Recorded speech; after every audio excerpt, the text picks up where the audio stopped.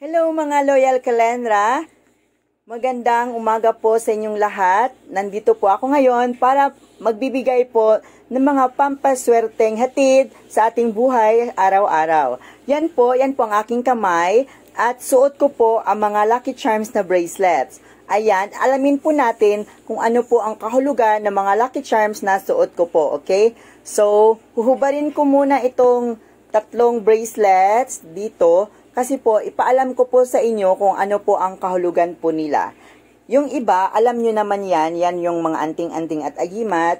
Sinabi ko na noon pa sa una kong vlog kung ano po ang kanyang purpose. So ngayon, huhubarin ko po yung tatlong bracelets ko dito at alamin natin kung ano po ang kanyang pangalan at ano po ang kahulugan nito. Ito po ay bigay po sa ating antingero, okay? Hello mga loyal Kalendra, una nating alamin itong bracelet. Ito po ang tinatawag na Feng Shui Black Obsidian Tissue Wealth Bracelet. It attracts wealth and good luck. Ayan, yan po. Maganda po siya. Ayan. To start with, here is a legend story sa bracelet na ito, okay? Long ago in ancient times, there is an animal called Pishu. It is the 9th son of the Dragon King. Gold, silver, and jewels are all its food. It has a dragon head, horse body, and wings. It has a dragon head. Again, it has a dragon head, horse body, and wings. Yan po. Dito po. Yan po. Nasa bracelet po siya. Okay? So, it is so powerful that it can shift bad luck to good, okay? So, imbes na kamalasan ang makukuha ninyo, mga kabutihan at mga swerte po ang hatid sa ating buhay kapag kayo po ay mag-wear nito, okay? Kapag kayo ay magsuot ng ganito. Pishu represents wealth lucky. It's a wonderful way to draw a positive energies, wealth, success, health, and good luck into your life. It's an excellent gift for anniversaries. Pwede itong panregalo sa anniversaries, graduations, birthdays, okay? Itong bracelet na ito, okay lang po for personal use, okay lang din kung ibigay po ito sa iba. Dahil ito po ay Feng Shui Lucky Charm bracelet. Hindi po ito yung mga agimat or mga anting-anting. Iba po ito. Para lang po ito sa mga may panata po sa mga Feng Shui Lucky Charms. Okay? So next, ipakilala ko sa inyo ito. Ito, bracelet din ito. Ayan. Natanggal po siya. Wait lang po.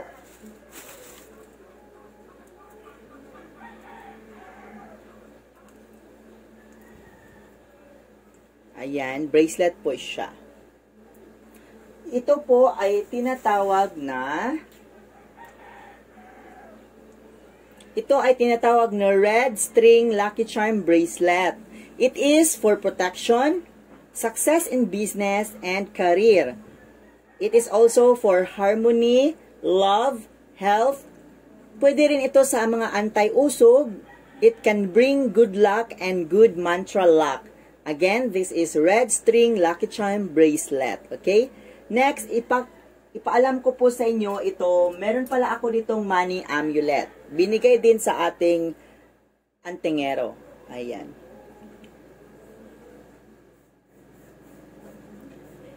Money amulet, it is believed that this amulet will unblock your monetary energy channel and enable you to earn what you deserve.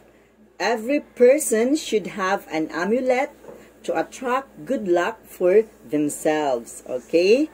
First of all, it has an amazing energy potential. In order to gain money, it needs to be attracted somehow. The coin can be used both men and women. For it to be more effective, it is better to tell it your wishes. Pwede po kayong mag-wish, okay? Experts claim that this will increase the potency of the coin by several factors. But you can also speak for happiness, not just for luck, okay? Pwede rin siya kahit ano pong gusto nyong kahilingan basta sa kabutihan po. Okay? Disclaimer po, para lamang po ito sa mga naniniwala talaga 100% po sa mga Feng Shui Lucky Charms. Okay? So, yan po ang tinatawag na money amulet. Next, we have yung bracelet po na mga... Ito po talaga ang totoo na stones. Hindi po kagaya yung ibang mga post sa social media po na... Hindi po ito kagaya sa iba po na na-post po sa social media po na talagang plastic lang po ang paggagawa ng ganitong mga crystal bracelet. Okay? Ito po ay talagang ano po siya, tunay po siya, totoo po siyang raw crystals po talaga siya. Ayan. At iba't ibang klase po siya sa isang bracelet. Ito po ay assorted power stones na ang gamit nila overall is pampaswerte sa negosyo, pampaswerte sa love life, lahat-lahat na po. Ito po ay pwede rin sa panghalina sa mga taong nakapaligid na kayo po ay magugustuhan. Ito po ay pwede ring tumutulong sa inyong mga decision making po.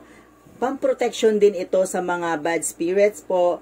At ito rin ay pampaamo po sa mga taong gusto nyong paamuhin. Yan po, kung suot nyo po ito.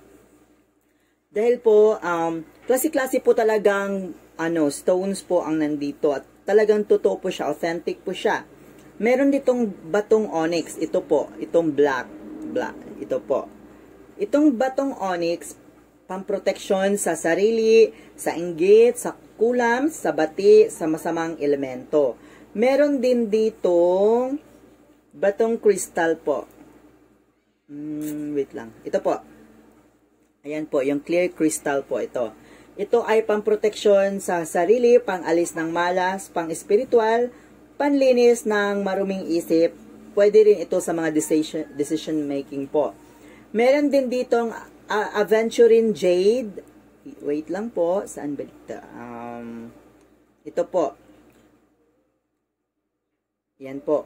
Ang aventurine jade ay pampaswerte po sa negosyo, sa trabaho, sa kabuhayan. Yung iba, ginagamit ito sa sugal. Kasi po, ito po ay pwede rin gamiting money magnet. Meron din ditong tiger eye. Wait po, saan ba dito yung tiger eye? Dito po, meron po siyang tiger eye. Na ang gamit sa tiger eye po ay para sa mga good decision making, pampaswerte sa negosyo, at pampalakas ng espiritual. Meron din ditong batong rose quartz. Medyo pinkish po siya. Wait lang po. Rose quartz. Ito. Wait. Ito po. Rose quartz. Ang batong rose quartz po ay pampaswerte sa pag-ibig, sa negosyo, sa trabaho, pampaamo, panghalina, at nagbibigay saya. Meron din ditong batong amethyst. Yung purple. Ito po. Batong amethyst, para ito sa mga hindi masyadong makatulog, at saka pwede din ito sa kapayapaan ng isip, pampalakas ng spiritual, pamproteksyon, lalong-lalo na sa inggit. Yan po, ito po ang actual na bracelet po, nagawa po sa ating antingero. Yan po, mainam po siya. So, sa mga gustong magkaroon po nito, mag-message lang po kayo sa aking Facebook page na Madam Lendra at kayo po ay tutulungan ko kung paano kayo magkakaroon ng ganito. Okay, so, search nyo po sa Facebook page ang Madam Lendra at sasabihin ko po sa inyo kung paano kayo magkakaroon ng mga ganitong tunay na crystals. Maraming salamat po mga loyal Kalendra. God bless you all and see you all in my next vlog.